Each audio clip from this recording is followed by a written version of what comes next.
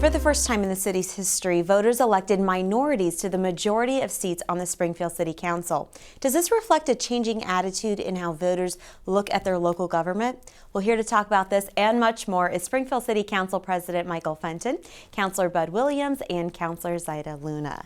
Thank you all so much for joining me today. We'll start with you, Councilor. You've been on the council for over 20 years, so you've seen it from the very beginning, from being on there and to now having this increased diversity on the council. Talk about the changes you've seen. Well, I think it speaks well for the city, and you know, we've been trying to correct this system for years to get more participation, more diversity, and voters are pretty smart, and I think they've gotten it right with this council. It's a great gender. You got youth, you got women, African Americans, Hispanics, and it's a good mix of individual, which is a great reflection of the diversity of this great city. So I want to commend the voters, even though the voter turnout wasn't that high. It's not. 11, 12%, but those who voted, they spoke, and I think they've corrected some past mistakes that the system has made. How can we get that number up? How do you increase?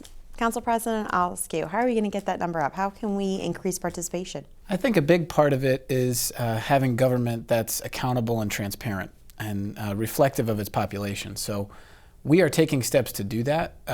Mainly, you can see it in the representation that we have, both on a ward level and an at-large level. When the government looks like the people that it represents and it reflects the diversity that it represents, people are more likely to get engaged. And while those numbers aren't something to be necessarily proud of, I do think that they're relatively reasonable in light of the fact that there was only one local race on that ticket for that particular seat that year. Now, I do have to point out of the 9 members, all are Democrats. Is that so? We have diversity in every other area except there's no other party. That's diversity. Is that how is that diversity? I mean, is that We're Democrats? Is that just there are no Republicans in Springfield, basically? Well, I just want to chime in on what Councilor Fenton says. Just piggyback on what he says a little bit, and he speaks the truth. Transparency is very important. Most of our citizenship, we have over 156,000 people in the city of Springfield. It's a majority minority city now. Yes. But if it doesn't reflect the makeup of the individuals, then people become disenfranchised. They lose confidence, and they say, why should I vote? Doesn't matter. I don't feel part of this system. I'm in the city. I'm not working for the city. We can't get any jobs in the city. So Councilor Fenton is on to something. His transparency, naming a new youth group to engage individuals, to see why individuals are leaving the city, which is chaired by Councilor Hurst. Those are the kinds of things. You got to make people feel like they're part of the equation. So do you feel that extends also across political aisles? It does. I mean, this is a non-partisan election. I mean, Republicans have been elected in the city. I mean, just not this past term. Well, Tony Ravosa was a Republican. Okay. John Lysak at some point in time was a Republican. They have been elected. But I mean, this is we're proud in Massachusetts to be called a Democratic state. We try to get Democrats at every form and every level. That's what we work. That's what I work every. With the Springfield City Council. And I'd like to add something. I think the process should always be easy for the voters. One thing I know we announce on the radio, TV, when it's elections, but I don't think they don't do it when it's close to elections. Or I think it have to be more media out there, so because a lot of people, the day of the election, they go, so today is the day of voting. You were instrumental in getting bilingual poll workers. Correct. Talk about the work that you did with because that. People have to connect with their own language, and I see that because they didn't have someone that speak their language, many times they couldn't understand their name, they don't pronounce it right, they say, oh, it doesn't show on the list. And they get discouraged, and they say, "Well, forget it. I'm not going to vote."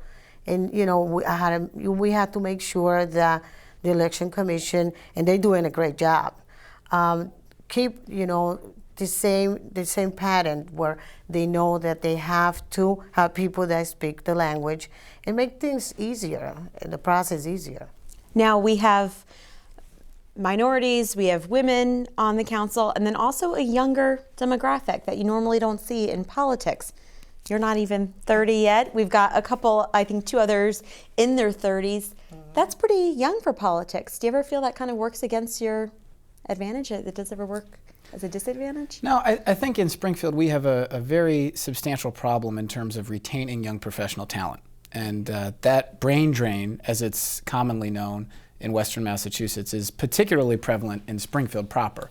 So when you see young, articulate, educated folks being elected to leadership positions in very powerful cities like Springfield, I think that sends a very clear message that the voters recognize that there's a problem and that the people who are most equipped to fix that problem are the people that are in that situation themselves.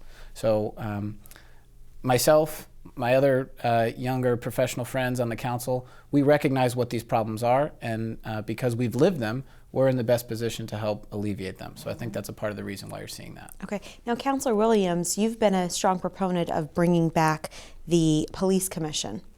Talk about why that's become such an important issue for you.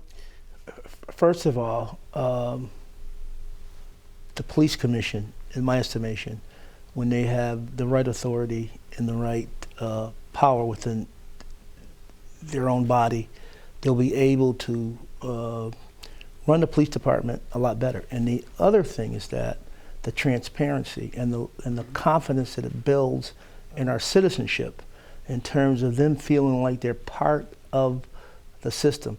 There is, in the city, and we just have to be honest and as straightforward as we possibly can, we have a great police department, a lot of great individuals, but community police relationships are not that good.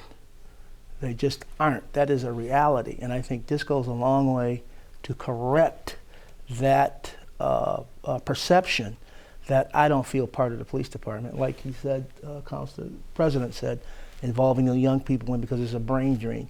Involving our citizenship within the police department. And we're not saying that they run the police department, they go out and they ride in the cruisers, they're not saying that. But many other major cities have a citizenship that is part of the police department, which creates a partnership. And we're all in this thing together at the end of the day. And I want to commend the council president who's been a strong force behind this new trying to bring back the police commission. Now, I'm a big proponent of social media, so I asked on Facebook and Twitter. I mentioned I was speaking to the Springfield City Council, any questions that people had. So I got a couple questions. We probably won't be able to get to them all, but maybe I'll direct this question to you. Why do you feel crime has increased so much in recent years, especially compared to surrounding communities? What would you say to that? Well, there's no doubt that Springfield has a public safety problem, both in terms of actual violent crime data and in terms of public perception.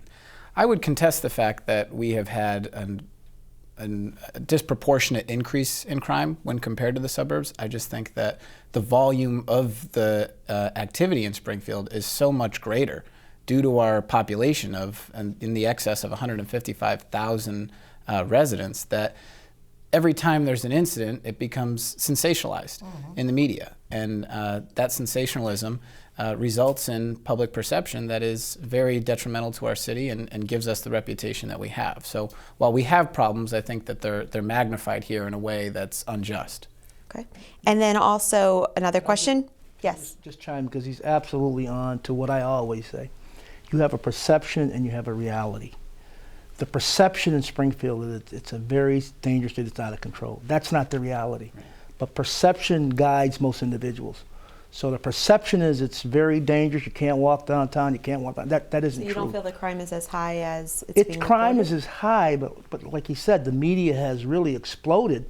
And if you see this on your competitors day in and day out, that's all they see is the bad side. It's the perception, not the reality. The real reality is that we can leave this studio right now and walk downtown Springfield in most cases and feel safe. Correct. Okay, next question. Beyond casino, what are we looking at for economic development? In Springfield, we have seen tremendous success in creating tax incentives to attract jobs to the city. Springfield City Council has played an integral role in that process.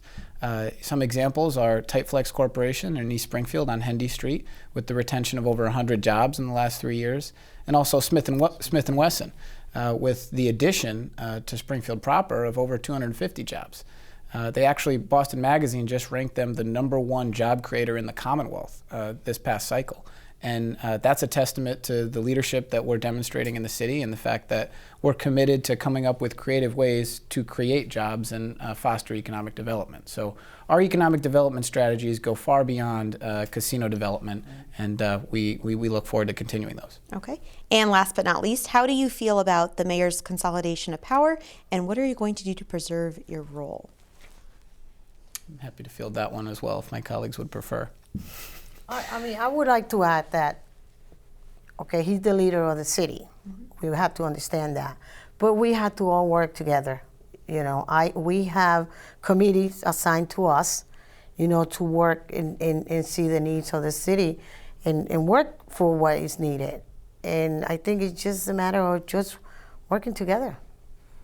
Yeah, but the good point, this is Plan A. Plan A form of government is a strong mayor. The mayor is very strong. Council's real role is land use issues. That's in the budget. But I suggest and I would say that, as Councilor Luna said, we need to begin to work together. It's for the best interest of the total city to have a government that's kind of unified, and we're all kind of like reading from the same sheet of paper. And when one body doesn't respect the other part, then you have a lot of confusion, I would say. But I think in the best interest, it's all of us working together, because you know the council is very strong. We can, you can kind of like make things very rocky for the mayor, but in the spirit of harmony, we try to work together at the end of the day. Great. Thank you, Councilor Williams, Councilor Luna, Council President Fenton. Thank you all so much for your time. Thank you. Thank you for having us.